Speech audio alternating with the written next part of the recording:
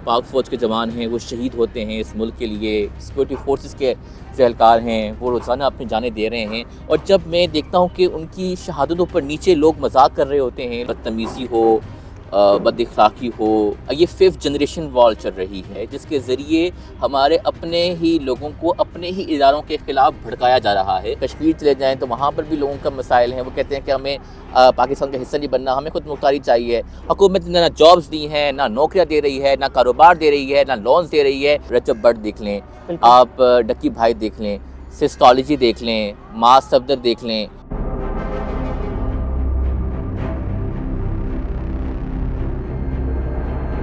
बिस्मिल्लाहिर्रहमानिर्रहीम, अस्सलाम वालेकुम। मैं हूं सैयद अदील गर्देज़ी और आज हम आपकी मुलाकात करवाने जा रहे हैं असद बिन आज़म के साथ, यानी कि मल्टी टैलेंटेड हैं, काफ़ी ज़्यादा मोटिवेशनल स्पीकर भी हैं, राइटर भी हैं और साथ ही साथ इनके बड़े मज़े के जो व्लॉग्स हैं वो हमें देखने को मिलते हैं। सबसे पहले तो असद भाई बहुत शुक्रिया आपका, बहुत ज़्यादा सोशल मीडिया पे आपको देखा, फिर आपसे आज मुलाकात करने का मौका भी मिला। तो ये जो मल्टी टैलेंटेड राइटर भी हैं, आप उसके अलावा व्लॉग्स वगैरह भी करते हैं, मोटिवेशनल स्पीकर भी हैं, तो कैसे ख्याल है ये तमाम तर चीज़ें एक साथ करें? बिल्कुल, एक तो ये है कि हर दिन एक कर गुज़रने का, नए से नए आइडियाज़ को करने का शौक़ रहा है और हमेशा ये शौक़ रहा है कुछ नया किया जाए, कुछ पॉजिटिव दिखाया जाए, कुछ अच्छा दिखाया जाए, जिससे जो सिर्फ़ आपने देखा सोशल मीडिया पे आजकल आप देख सकते हैं कि जो नेगेटिव प्रोपेगेंडा है या फिर मतलब अनएथिकल जिसे आप कह सकते हैं, गैर अखलाकी जो मवाद है, कंटेंट है, वो बनाया जा रहा है, उसे लोग पसंद कर रहे हैं। मतलब हमारे यहाँ मतलब जो चीज़ें देखने के काबिल नहीं हैं वही ज़्यादा वायरल होती हैं। शायद हमारे अवाम यही देखना चाहते हैं, मगर आप ये भी देखिए कि हमारे यहाँ एजुकेशनल कंटेंट क्यों नहीं आगे जाता, हमारे यहाँ सोशल कंटेंट क्यों नहीं आगे जाता, हमारे यहाँ जो अच्छे काम हैं वो क्यों नहीं प्रमोट होते। अच्छा असद भाई, सोशल मीडिया क्योंकि काफ़ी ज़्यादा इन्फ्लुएंस कर रहा है और एक टर्म आपने सुनी होगी, बहुत ज़्यादा यूज़ हो रही है कि डिजिटल दहशतगर्दी। हमारे सियासतदान हों या फिर हमारे ISPR ने भी गो के इसका जिक्र किया, तो आप समझते हैं कि जो डिजिटल दहशतगर्दी पाकिस्तान के अंदर वो काफ़ी ज़्यादा सराहियत कर रही है, ख़ासकर जो नौजवान तबका है उसके अंदर, क्योंकि कुछ दिन पहले आपने देखा कि सज़ाएँ भी सुनाई गई थी, कुछ जो 9 मई के जो केसेस थे उसके हवाले से जो नौजवान थे वो भी उसमें काफ़ी ज़्यादा मुलव्वस पाए गए थे। तो आप समझते हैं कि डिजिटल मीडिया का जो बड़ा ही अहम रोल है? देखिए, डिजिटल टेररिज्म है क्या? मैं आपको ये एक्सप्लेन करने जा रहा हूँ कि डिजिटल टेररिस्ट है कि इंसाइट करना, लोगों को उकसाना, बगावत पे, इदारों के ख़िलाफ़, मुल्क के ख़िलाफ़, मुल्क के नज़रियात के ख़िलाफ़ और मुल्क की सालमियत जिससे ख़तरे में हो। असल में डिजिटल टेररिस्ट वो है। अब आप ये देख लें कि हमारे यहाँ मुल्कों में, आप मुझे बताएँ, 1990 जो है 1999 से अब तक पाकिस्तान में कौन सी जंगें हुई हैं? कोई जंगें हुई हैं? नहीं, अब जंगें बॉर्डर्स पे नहीं होती हैं, बिल्कुल ठीक है? अब जंगें डिजिटल मीडिया पे होती हैं। अब जंगें, अब लोगों को ये 5th जनरेशन वॉर चल रही है जिसके ज़रिए हमारे अपने ही लोगों को अपने ही इदारों के ख़िलाफ़ भड़काया जा रहा है, उकसाया जा रहा है कि वो उनके ख़िलाफ़ प्रोपेगेंडा चलाएँ। अब यही वजह है, अब बड़ा अफ़सोस बात पर होता है, कुछ अर्से पहले, बल्कि रोज़ ही हमारे जो पाक फ़ौज के जवान हैं वो शहीद होते हैं इस मुल्क के लिए, सिक्योरिटी फोर्सेस के जो एहलकार हैं वो रोज़ाना अपनी जानें दे रहे हैं। और जब मैं देखता हूँ कि उनकी शहादतों पर नीचे लोग मजाक कर रहे होते हैं, लोग मतलब मजाक उड़ा रहे होते हैं और तनकीद कर रहे होते हैं, बड़ा दुख होता है कि यार मतलब उस सिपाही का या उस शहीद का क्या कसूर है जिसने तुम्हारे लिए, मेरे लिए, हमारे मुल्क के लिए सब कुछ कुर्बान कर दिया, अपना आज जो है हमारे कल के लिए कुर्बान कर दिया। जहाँ तक आपने बात की डिजिटल टेररिज्म है क्या बेसिकली? डिजिटल टेररिज्म बेसिकली ये एक मुल्क दुश्मन अनासिर हैं जो कि पाकिस्तान के मीडिया को इस्तेमाल करके, डिजिटल मीडिया को इस्तेमाल करके पाकिस्तान के इदारों के ख़िलाफ़ इस्तेमाल कर रहे हैं। और ख़ुसूसन उनका मेन टारगेट जो है नौजवान हैं, जिनसे वो ब्रेन वॉश कर रहे हैं।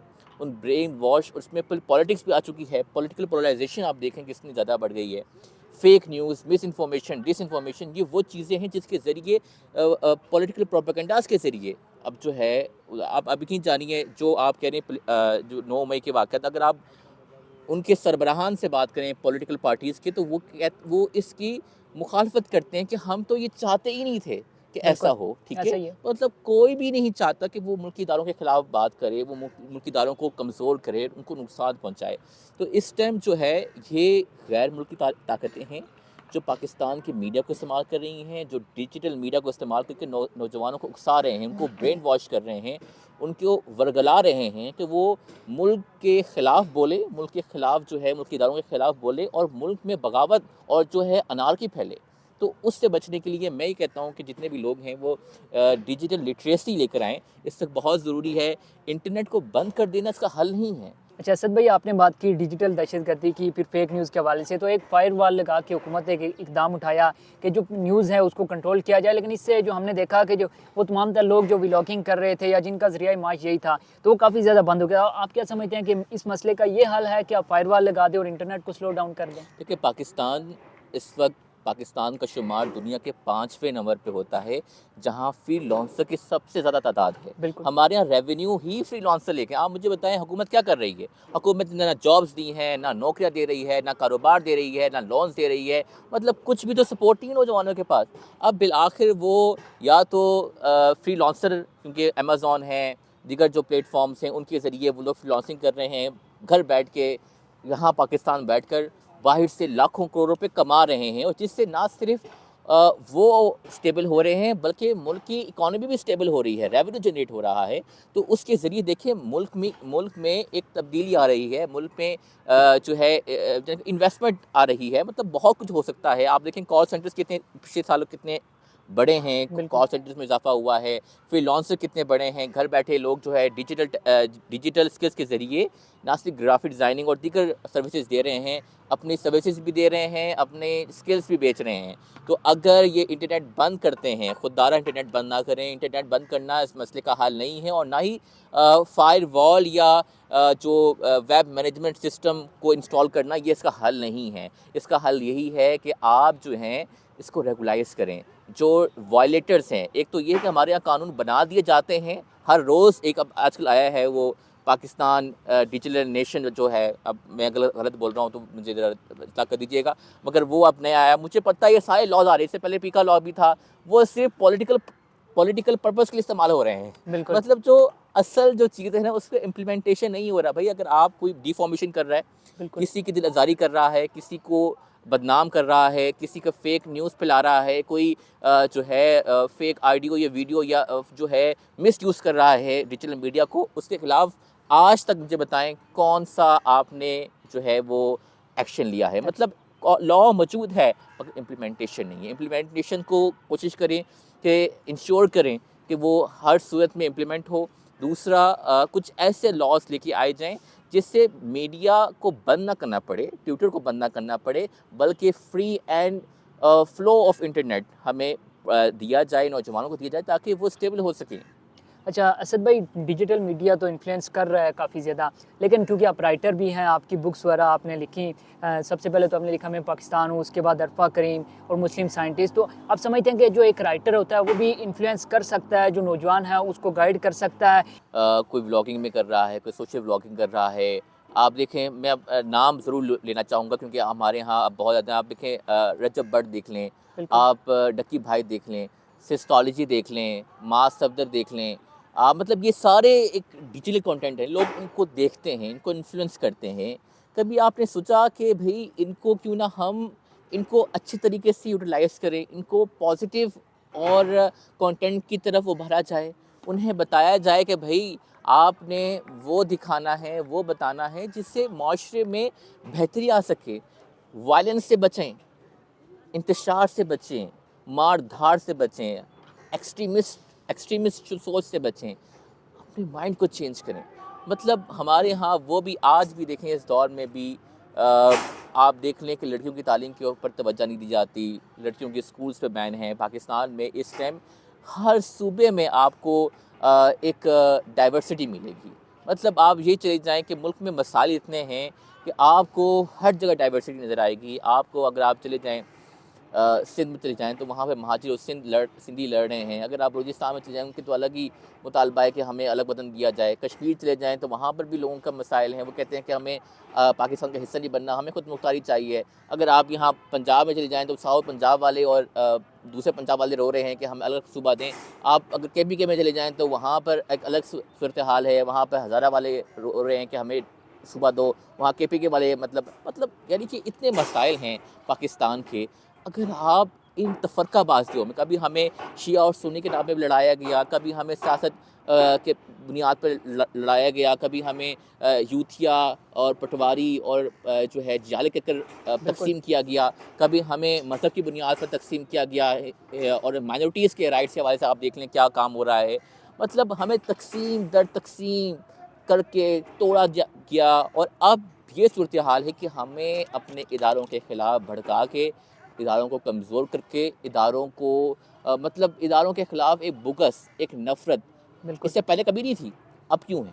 मतलब ये एक प्रॉपर प्रोपेगेंडा है, जिसके ज़रिए हमारे नौजवानों को मिसगाइड किया जा रहा है। बिल्कुल, और इंतशार भी काफ़ी ज़्यादा, इंतशार क्योंकि आप बिल्कुल, समझ रहे हैं कि वो जो कहते हैं ना कि कास्ट ऑफ डूइंग पॉलिटिक्स के अब सियासत करना मुश्किल हो गया है। बिल्कुल, वो कहते हैं कि कोई एक्शन करते हैं तो उसका रिएक्शन होता है। ज़ाहिर-सी बिल्कुल, बात है, अगर आप जो नौजवान है हमारी उसको उकसाएँगे किसी बगावत पे या किसी भी चीज़ पे, तो उसका रिएक्शन अल्टीमेटली रियासत ने ऐसे तो ही अपनी है। रेट कायम करनी होती है। अच्छा, जो मेन स्ट्रीम मीडिया है उसकी वक़्त आप समझते हैं कि काफ़ी हद तक ख़त्म हो गई है और लोग शिफ्ट हो गए हैं जो डिजिटल मीडिया है उसकी तरफ। इसकी बिल्कुल, वजह क्या समझते हैं आप? बिल्कुल मैं बिल्कुल चेंज हुआ है। मुझे बताएँ, आपने आखिरी दफ़ा टीवी खोल के कब देखे अपने घर के अंदर?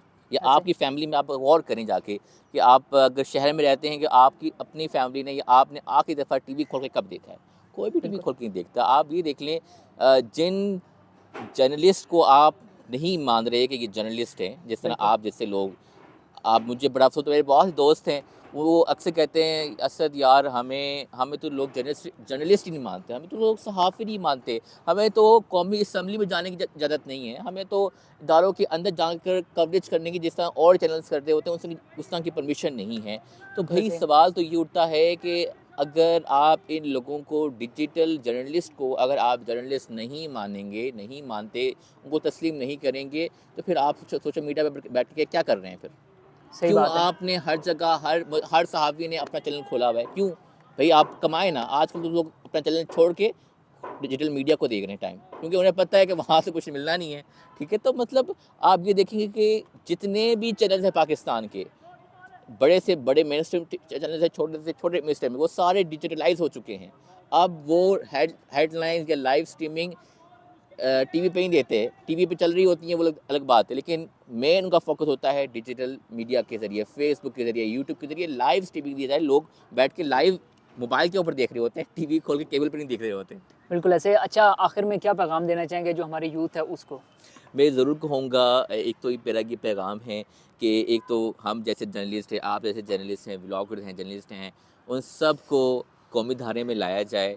अगर आप ये चाहते हैं कि इस मुल्क से डिसइन्फॉर्मेशन, मिसइन्फॉर्मेशन, फेक न्यूज़ का ख़ात्मा हो, अगर आप चाहते हैं कि मुल्क में जो अनार्की है, जो प्रोपेगेंडा है, और जो जितनी भी आपको जो चीज़ें आपको मजबूर करती हैं इंटरनेट बंद करने पे, वो मजबूरियाँ अगर आप असल मायनों में देखें, इससे हमारे पास ब्यूरोक्रेसी बहुत अच्छी है, पॉलिटिशियन भी अच्छे हैं, सारी चीज़ें अच्छी हैं, मगर इस टाइम जो ज़रूरत है ना कि वो नौजवानों को अवेयर किया जाए कि डिजिटल लिटराइज़ कैसे, उन्होंने सोशल मीडिया को किस तरह इस्तेमाल करना है। हमारे लोगों को इस्तेमाल करना नहीं आता। यही बिल्कुल ऐसा वजह ही है। है कि हमारे यहाँ हर बेतुकी चीज़ वायरल हो रही होती है। बिल्कुल। मतलब उसका किसी सेंस नहीं बनता यार, ये नीचे लाखों में व्यूज़ आ रहे हैं, कैसे आ गए यार? मतलब कोई कंटेंट तो दिखाओ तुम। हमारे पास कंटेंट ही नहीं है। बिल्कुल आप ऐसा ही यकीन है। जानिए, मैं इंडिया की बार-बार मिसाल देता हूँ। इंडिया का कंटेंट आप देखें, आप यकीन जानिए, आप चले जाएँ, आप सिर्फ़ ये लिखें how to create a content, आपको सारे इंडियन व्लॉगर्स मिल जाएँगे। आपको बताएँगे कि कंटेंट किस तरह बनाना है, आपको बताएँगे, आपको सिखाएँगे एजुकेशन किस तरह हासिल करनी है। आप घर बैठकर इंडियन जो उनके व्लॉगर्स हैं, उनके ज़रिए तालीम हासिल कर सकते हैं। हमारे यहाँ तालीम के ऊपर बिल्कुल तवज्जो नहीं दी जाती। यही हालात है कि हमारे यहाँ जो नेगेटिव प्रोपेगेंडा है, और जो मतलब बेतुकी और इमोरल किस्म का गैर इखलाक कंटेंट है, वो इस और आगे व्यूज़ भी ज़्यादा उस होता है। वीडियो पे ज़्यादा आते हैं व्यूज़ भी जिसका जो ज़्यादा है। थंबनेल है कुछ और होता है, अंदर खोलें तो और क्लिक करें दूसरा तो कुछ और होता है। बिल्कुल। फीमेल्स, अगर आप किसी अनफॉर्चुनेटली मैं किसी की बुराई नहीं कर रहा, लेकिन मैं ये फैक्ट बता रहा हूँ। अगर आप मेरे साथ किसी लड़की को बिठा देना, तो आप बिल्कुल। देखिएगा कितने व्यूज़ आते हैं। मतलब हमारे यहाँ ठरकी माशरा है हमारा, मैं बिल्कुल। खुल के बात कर रहा हूँ, हमारा ठरकी माशरा है। मतलब आप ये देख लें कि जो फैमिली व्लॉगिंग कर रहे हैं, जो अपनी माएँ, बहनें, बेटियाँ दिखा रहे हैं, उनकी व्यूशिप ज़्यादा है बनिस्बत उनके जो लोगों को स्किल सिखा रहे हैं। बिल्कुल ऐसे। बहुत शुक्रिया आपका असद भाई, आपने थैंक हमें यू। टाइम दिया। उम्मीद करता हूँ आपको हमारी आज की वीडियो अच्छी लगी होगी। कमेंट सेक्शन में आपने अपनी राय लाज़मी देनी है। अभी तक के लिए मुझे दीजिए इजाज़त। अल्लाह हाफ़िज़।